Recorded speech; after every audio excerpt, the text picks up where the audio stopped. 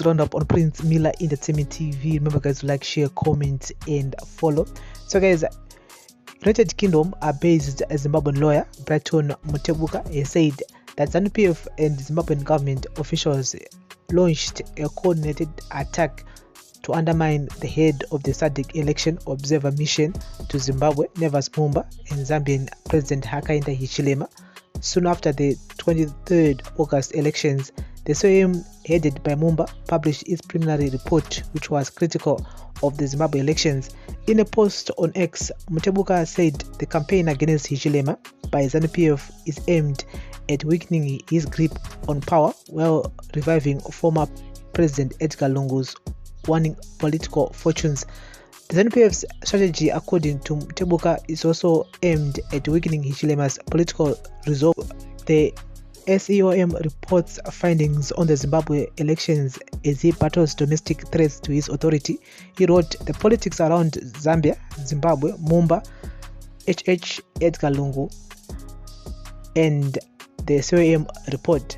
For a few weeks now, ever since the SEOM preliminary report was published, there have been concerted efforts by Zanu PF and ED's regime to attack, malign and otherwise undermine not just Dr. MUMBA but the Zambian President Hakainde Hichilema himself as the appointing authority. We have clearly seen what amounts to coordinated and sophisticated attacks on social media spaces, Zimbabwean state media platforms, including a documentary, and in Zambia itself. We saw ED and his regime mischievously inviting Zambian ex-President Edgar Lungu to the non-inauguration, which was clearly meant to spite Hakainde Hichilema. We have seen the regime's assets referred to as Varakashi embarking on a sustained misinformation campaign. Some of it has included rumor mongering as about to take place.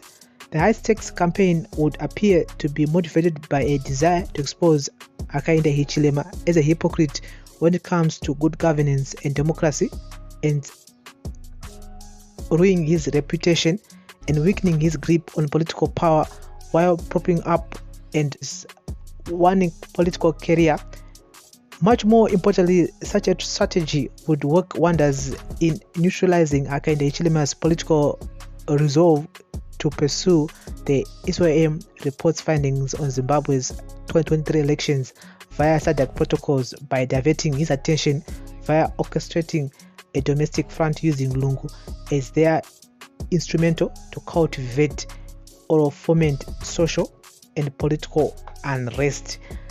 The coup de grace for Zanu PF and ED would then involve Hakainde Hichilema retreating from pursuing the SEOM report to attend domestic matters, leaving Nelson Chamisa and Troposi Zimbabwe. The strategy appears to have partly worked thus far, as what we have seen from news headlines, including international ones, as well as a curiosity glance at Joseph Kalimbu's social media handle. Hakainde Hichilema appears to have been rattled in line with what ED and Zanu PF had calculated. This has seen them responding to Lungu's recent contrived provocations and subterfuge, which have involved attempts at seeking treatment and engaging in diplomatic missions abroad, as well as setting off on a jog.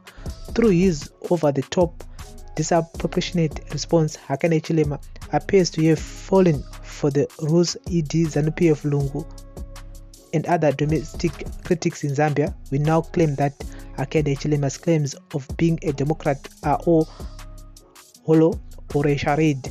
On that basis, ED and Zanu PF have also sought to paint Hakainde Hichilema as a puppet of the West, more in line with the characterization that they are relentlessly trying to project on Nelson Chamisa, thus trying to fabricate the existence of an axis of patriotism on one side featuring them and their ally Lungu, and that of the perpetuary tag featuring Chamisa and Hakainde Hichilema. ED Zanu PF have thus appeared to have succeeded in isolating Hakainde Hichilema in SADC and raising the political cost of intervening in the Zimbabwean political crisis on Chamisa's behalf through fomenting trouble on his political turf and undermining his international credentials as a Democrat abroad. Mutebuka advised Hichilema to avoid falling into the trap set to him by ZANU-PF in the way he responds to Lungu's actions. He said limiting Lungu's freedoms, as the Zambian government has been doing of late, will actually strengthen his position, and some people will view him as a victim of state-sanctioned persecution. Mutebuka said Hakainde Hichilema would do well to exercise restraint in how he responds to what appears to be Edgar Lungu's ZANU-PF carefully orchestrated provocations. Well, it is clearly extremely difficult to resist the urge to enable or respond. It is clearly the smarter thing to do.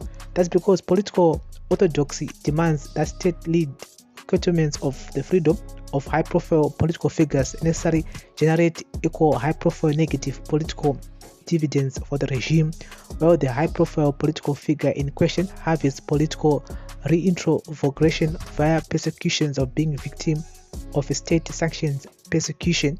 This is particularly so if the figure in question is a recent direct political opponent for the office of head of state.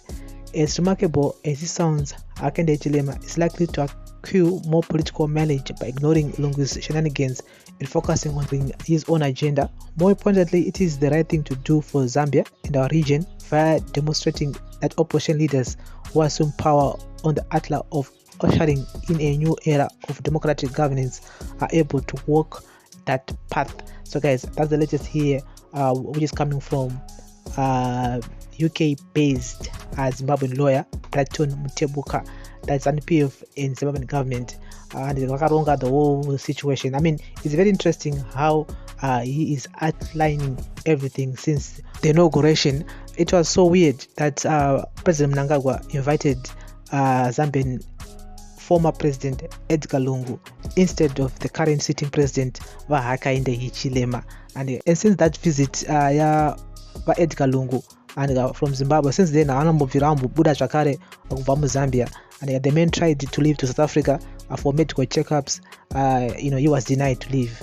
He tried to leave to South Korea, for a conference. He was also denied to leave, and so which means that he's still a threat to Hakainde Hichilema. He doesn't trust him, and so it's gonna be interesting how this will play out. At the same time, we're still waiting for the SADC election observer mission final report to be tabled, so that to also know what's the way forward. I think that's the main report Nelson Chamisa about the way forward from elections August 23 in Zimbabwe.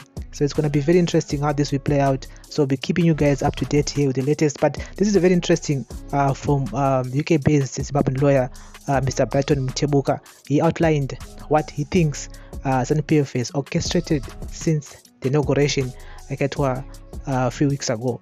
Thank you for listening. Thank you for watching. Bless up.